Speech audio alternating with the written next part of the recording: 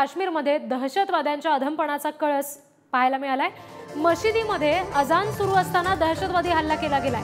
निवृत्त पोलीस अधिकारी मोहम्मद शफींवर मशिदीमध्ये हल्ला करण्यात आल्याचं कळतंय। दहशतवाद्यांच्या गोळीबारामध्ये मोहम्मद शफी यांनी प्राण गमावले आहेत। दहशतवादी हल्ला या ठिकाणी झालेला आहे। आणखी अपडेट्स घेऊयात। आमचे प्रतिनिधी दीपक आहेर सध्या आपल्याशी जोडले गेले। दीपक, नेमकं काय कारण होतं या सगळ्या मागचं थेट शफींवर हल्ला करण्याचं? काश्मीरच्या बारामुल्लामध्ये पुन्हा एकदा दहशतवादी हल्ला घडून आणण्यात आलेला आहे आणि बारामुल्ला हे अशा सेन्सिटिव्ह एरियामध्ये पुन्हा एकदा एका निवृत्त पोलीस अधिकारी मोहम्मद शफी यांच्यावर मशिदीत हल्ला करण्यात आला आहे आणि त्यानंतर पूर्ण एरिया जो होता तो कॉर्डन ऑफ करण्यात आला आहे। तर ह्या गोळीबारात मोहम्मद शमींना आपले प्राण गमवावे लागले आहे आणि पुन्हा असे पूंछ आणि बारामुल्ला येथे दहशतवादी हल्ले होत असताना नक्की आता सरकारचं याच्यावर काय स्टँड असतं ते बघावं लागेल। जी दीपक, धन्यवाद दिलेल्या सगळ्या माहितीसाठी।